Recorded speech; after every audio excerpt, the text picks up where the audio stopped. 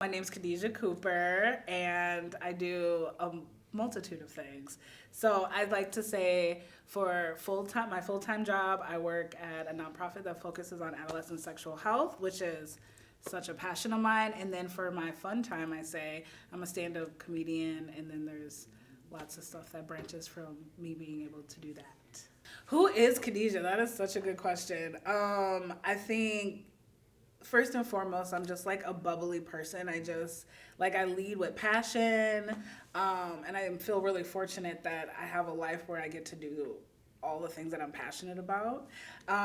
Who else am I? I'm a mother, I'm a friend. I care for people deeply until I don't. And then and then I'm like, protect your peace. I'm on social media like, yeah, protect your peace and do all of that. Yeah, I don't know. I'm just like a person that like lives by the motto like start even though it might be raggedy and you only got one shot at this, so like give it all you got, like life. Uh-oh! Here's the straight. Sorry. But I'm a black woman, so I feel like I still win. We still can relate. Happy Black History Month. Happy Black History.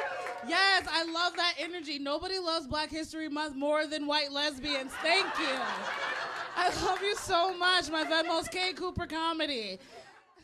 So my mom is also a stand-up comedian, so I grew up watching her like on stage and making people laugh, and I felt like it was such a gift that like you could give to people. Like, and I remember seeing my mom at Popito's like doing a show or open mic or something, and I was in the way back. This was like, I also want to say this was the 90s, so like it was okay. Like I was like, I had my chips and my salsa, so I was like, this is the best Tuesday ever.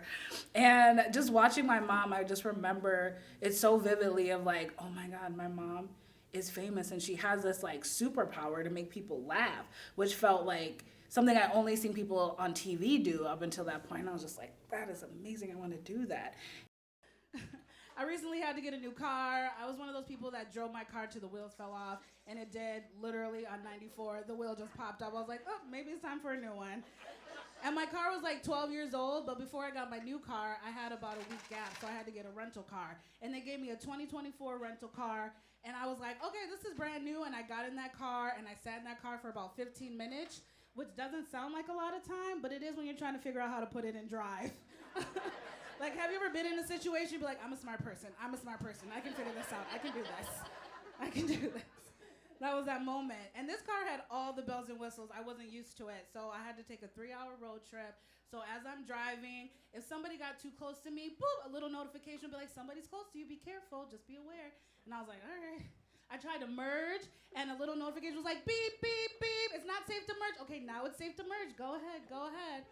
And then every 45 minutes, a little notification would come up on the dash and would say, consider taking a break. And I was like, oh my God, this car cares about me more than every man I've ever dated. I used to do like my mom did cable access TV way back when I was in middle school at Northwest Community Television, and we would go on Saturdays, and I would just like tinker around. Again, it was just like this moment of like, this is how TV's made. Like, you don't have the concept of what cable access is. You're like, this is amazing. And so my mom had a friend, Beverly, that had a cable access show. I really don't remember what the show was about, but I know that she had stand up on it. And she's like, do you want to do it? And I was like, okay, I have to come up with a stage name. So my stage name was Kiki Cooper. I don't know why. I was 13 at the time, and I just like got on stage and I like told jokes, and then years later she sent me like a little clip of that video. Introduce someone who hasn't been on stage before because she's just too darn young to get in the bars.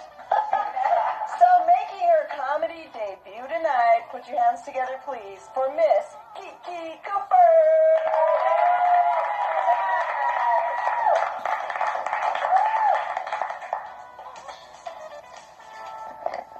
Yeah, my name's Kiki. And I'm only 13, and being 13 comes, I have a parent. Now, good childhood, mostly. You know, my mom is very embarrassing. I always say this is that my daughter saved my life. So when I was pregnant and had my daughter, I had to make a decision to be better. You know, I think people who have parents, is like, oh, I want to do better than my parents did. I want to provide something. And so I just really like focused on that. I went to college, I got a degree, I got a job, I really hustled and grind. And my mom helped me out tremendously at this time in my life. And I just wanted to provide the most fruitful life for my daughter as possible, and activities and all of the things that she wanted. And so I worked really hard at that for her whole life. And I think for me, the biggest lesson that my daughter taught me was patience, and like you have to change. When you know better, you have to do better. Yeah, she definitely uses it as a flex. I remember in high school, like she didn't come see me. She wasn't really interested in comedy, because when I started comedy, she was 14. So we all know what's happening at 14. They hate us, like we're not cool anymore. I went from the smartest, the prettiest, the best to like the enemy overnight, when she turned 14. And so, for a long time she was just like uninterested. She was like, yeah, go do your little thing. I'm 14 now. I'm gonna play my video games and do whatever, right? But I think as she got older, it became her fun fact in school. She definitely uses that as a flex. Like her friends would come over, because we were definitely that house in high school where like they came to my house and like they're like, oh, I saw your clip on YouTube, and I was like, please don't watch my YouTube clips. You're 14. I don't like it. You're 16 or whatever. But yeah. So and then I think over the years I've like conned her into doing sometimes. She did a little bit on my birthday show years ago, like a quick little 3 minutes. So that was really fun. And I don't know, I think now that she's getting older, she's almost 22, I think she's kind of like, oh, I kind of want to get back into theater, because she was a theater kid. Like she was in plays all through middle school and high school. So and then she became an adult and she was like, okay, that's done. And I think she's starting to get that itch of like, oh, I kind of want to do that.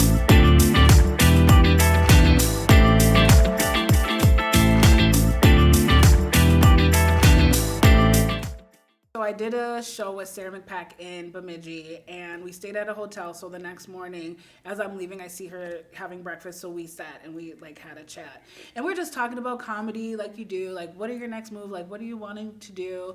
And then she just said, Khadijah, you'd be a really good talk show host. And I was like, what? I never thought about it before. I knew that I loved interviewing people, and I knew that I have the curiosity and nosiness of people, that I love asking them questions about themselves, right?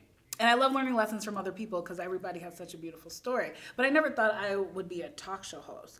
So she's like, yeah, you would be a really good talk show host. And I was like, yeah, well, how do you do a talk? Like, do I record it on my phone? Like, what are we doing? So I went on the website for Speak Minneapolis. I like signed up for the orientation just to see what it was about, see if it was something that, felt doable for me, because I have no productionist. Like, I don't know anything about putting a show together, nothing. I can barely edit the clips on my social media for 30 seconds, so I was like, okay, let's see.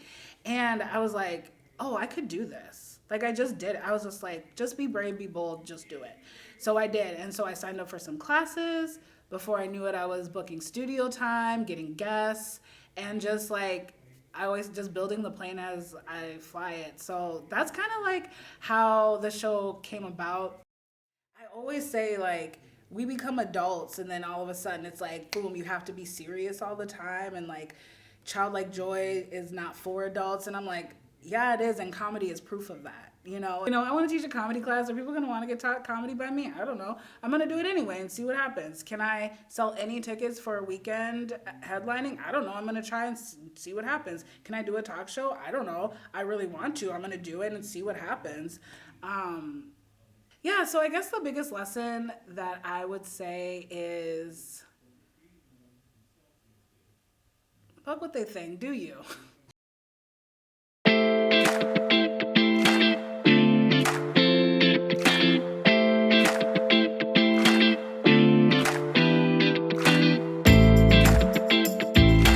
I'm doing it, y'all. I got my own talk show. Woo! Do it again. Oh.